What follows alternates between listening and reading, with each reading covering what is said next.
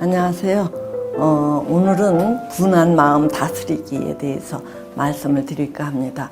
이거는 어떤 자기 관리와 직결되어 있는 문제예요.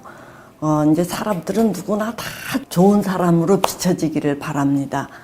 좀 더 멋있고 근사하고 잘나고.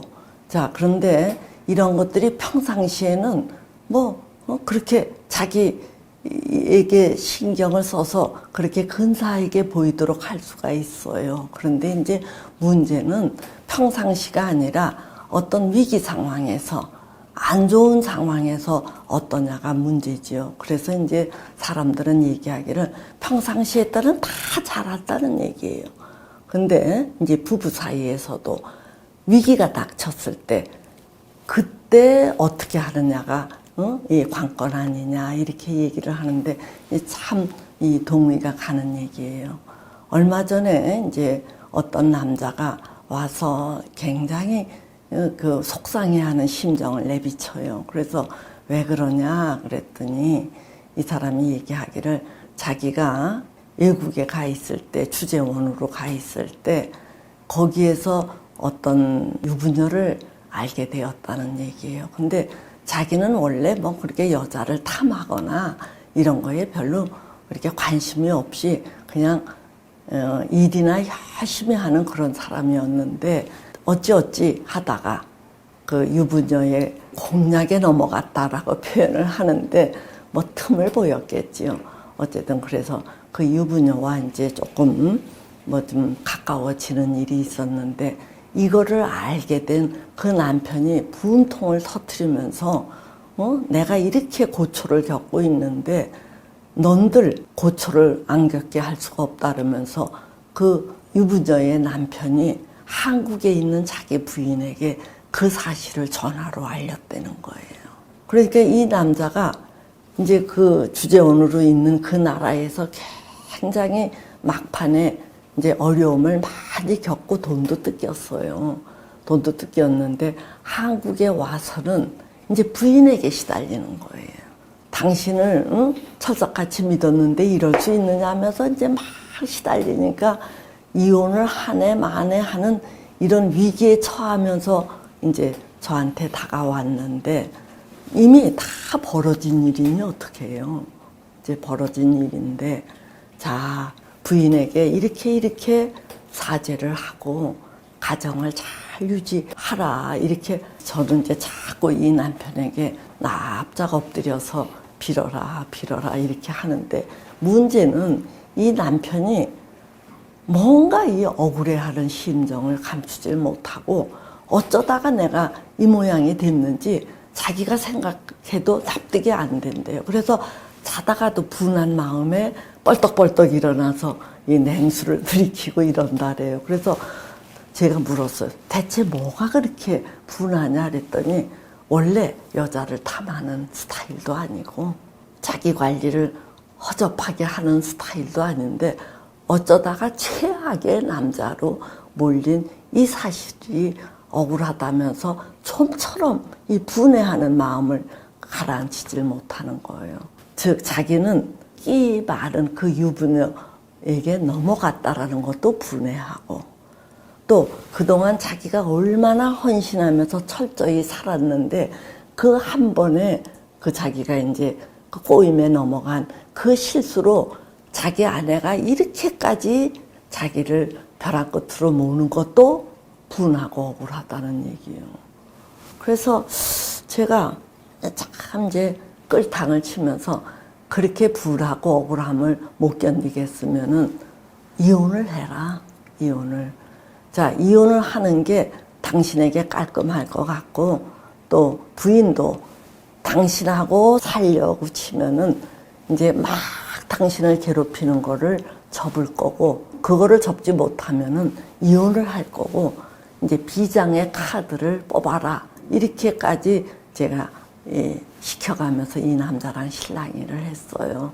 사실 제가 이 남자가 이혼하기를 바라는 게 아니라 제가 들어도 이 부인이 너무 이 남편을 괴롭히니까 이게 같이 살면서 그렇게 괴롭히는 것도 이게 말이 안 되거든요. 그렇게 이 부인도 살려면은 크게 용서를 하고 그렇게 이 용서를 못할 바에는 차라리 이혼을 해야지 이렇게 남편을 시시때때로 이 괴롭혀서 될 문제냐. 그러니까 이 부인의 이제 과한 행동을 컨트롤 하려면 이혼 카드를 내밀어서라도 살아봐라. 이제 그런 취지였어요. 그러면서 그런데도 이 남편이 제 그 의도를 못 알아차리고 계속 억울하다 이거에만 매여 있는 거예요.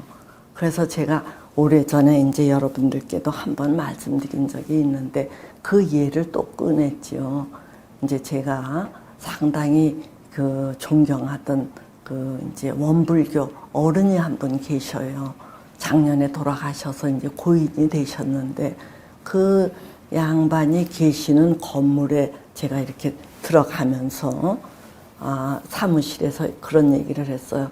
그 예타원님 계십니까? 그랬더니 예, 방 안에 계십니다. 들어가 보세요. 이래서 제가 이제 그 건물에 있는 그분의 방을 찾아가서 방을 놓고 하니까 아무 기척이 없어요. 그래서 이제 못 들으셨나 하고 막 두드리다가 이렇게 문을 이렇게 돌려봤더니 문이 잠겨 있는 거예요. 그래서 제가 사무실에서는 분명히 계신다 그랬는데 어디 가셨나 하고 그 앞에서 주춤주춤 하다 보니까 그 양반이 저쪽에서 이제 걸어오시면서 화장실에를 다녀오는 길입니다. 그래요. 그래서 제가 이제 화장실은 그 건물 내에 있는데 좀 저쪽에 있어요. 그래서 제가 아니 이 건물 안에 계시면서 잠시 화장실에를 다녀오는데 그 새에 문을 잠그셨나 해서 제가 조금 이제 잘 납득이 안 된다는 뜻이 이렇게 조금 갸우뚱했나 봐요. 그랬더니 그분이 얼른 알아차리시고 남을 죄짓게 할까 봐 이런 이야기를 하시는 거예요. 견물생심이라고 자기를 만나러 누가 왔다가 문이 열려 있으면은 아무도 안 보면은 멀쩡한 사람도 혹시 탐하는 마음이 내어서 죄를 짓게 할까봐 이제 그 잠시 비운 틈에도 문을 잠갔다라는 얘기예요. 그래서 제가 그 말씀에 적지 않은 감동을 받았어요. 자기 물건을 아까워서 지키고자 하는 게 아니라 뭐 자기가 있어도 그만 없어도 그만인데 요는 다른 사람이 그런 엉뚱한 생각을 하지 않도록 철저히 자기 관리를 하는 게 이게 어른이구나. 이게 자기 관리구나. 이제 이런 생각을 했어요. 그래서 그분에게 조금 더 이 성숙한 사람들은 자기를 지키는 것을 넘어서서 다른 사람이 죄를 짓지 않도록 잘 방어하고자 하는데 당신은 그 여자가, 그 유부자가 끼가 많아서 당신에게 접근할 때 왜 훅 넘어갔느냐는 얘기예요. 그게 철저히 자기 관리를 하면 그 여자가 감히 넘겠느냐는 얘기예요. 이런 면에서 당신의 불찰이 있으니까 억울해할 거 없다. 이렇게 애써 설득을 하니까 마지못해 이렇게 이제 입을 다무는데 참 이제 제가 그런 거를 보면서 그 사람의 정도, 성숙도는 위기에 닥쳤을 때 드러나는 거라는 거를 다시금 확인하는 거예요. 그러니까 이게 공평하게 50대 50이어야만 되는 게 아니라 상대방의 잘못이 90%고 내 잘못이 10%에 불과하더라도 성숙한 사람들은 그래 내가 이 10%를 더 줄이고 1% 미만으로 했던들 상대방이 그렇게 덮쳐오겠느냐는 얘기예요. 그러니까 성장한 사람일수록 작은 허물이라도 그것마저 제거해버린다면 이런 불상사는 안 일어났을 텐데 하고 자기 성찰, 자기 탓으로 시선을 돌리지 비율로 봤을 때 나는 요만큼 잘못하고 너는 이만큼 잘못했으니까 네 잘못이 더 크다.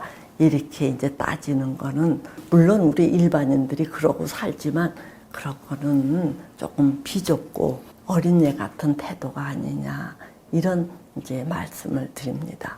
자, 그래서 이렇게 보면은 우리 주변에는 이 자기 관리가 좀 철저하지 못한 사람들이 많아요. 애들은 애들대로 이제 이렇게 분통 터뜨리는 게 뭐냐 하면은 자기가 시험을 봤을 때 자기가 그 문제를 아는 거래요. 아는데 그거를 틀렸다라고 막 속상하고 가슴을 쥐어뜯고 막 울고불고 하는 이런 애들이 있어요. 또는 자기가 아는데 그거를 뭐 밀려 써서 틀렸다라고 또 막 속상해하는 걸 보면은 제가 혀를 끌끌 차지요. 자, 철저히 그거를 잘 알았던들 그런 실수를 하겠느냐는 얘기요. 뭔가 당황했거나 뭔가 이렇게 아리까리했거나 이게 철저히 덜 알았으니까 틀렸다는 거예요. 그런 실수가 나왔다는 얘기예요. 그러니까 그런 거를 분해하고 억울해할 게 아니라 내가 아직 그거를 철저히 몰랐구나. 내가 뭔가 당황했구나. 이런 식으로 이제 자기 문제로 이렇게 봐야 되는 거예요. 또 뿐만 아니라 우리가 사는 세상에는 사기꾼들이 득실득실하다. 그래서 이 세상 사람들이 너무 나쁘다. 그래서 내가 이런 피해를 받았다라고 막 또 분해하는 사람들이 있으면서 뭐 세상 탓을 막 하는데 그것도 물론 이 세상에 이 나쁜 일들이 오늘에서야 이루어지는 게 아니잖아요. 과거에도 그랬고 현재도 그렇고 미래에도 사람들의 이 계층은 다양해요. 이제 그래서 남의 등을 쳐서 먹고 사는 사람도 있고 사기를 쳐서 먹고 사는 사람들도 있고 또 뭐 하여튼 등등 다양한데 이제 그런 분의 경우도 이런 사기치는 사람이 득실득실한데 그런 사람들에게 틈을 보였기 때문에 사기를 당하는 거예요. 자기 관리가 철저하고 공짜 안 바라고 이랬다면은 그런 기회를 넘보는 사람들이 감히 접근을 하겠느냐는 얘기예요. 또 얼마 전에는 어떤 이제 수도자분들은 또는 성직자 이런 분들은 늘 남을 위해서 살고자 애쓰기 때문에 상당히 선량한 마음을 기본적으로 갖고 있지요.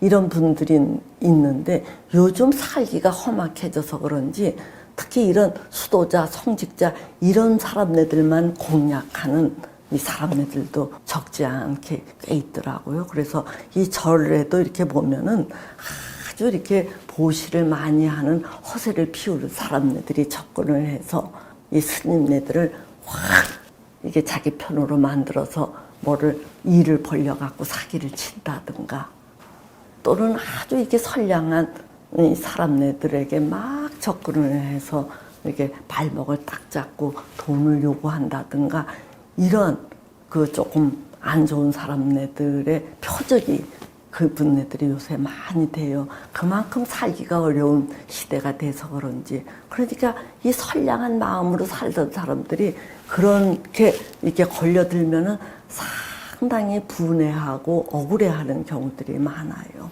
이런 분들의 경우도 제가 뭐라고 얘기를 하느냐 하면은 다른 사람들의 표적이 안 될 만큼 좀 똘방져야 되고 상식적이어야 되고 그런 것들을 갖춰야 됩니다.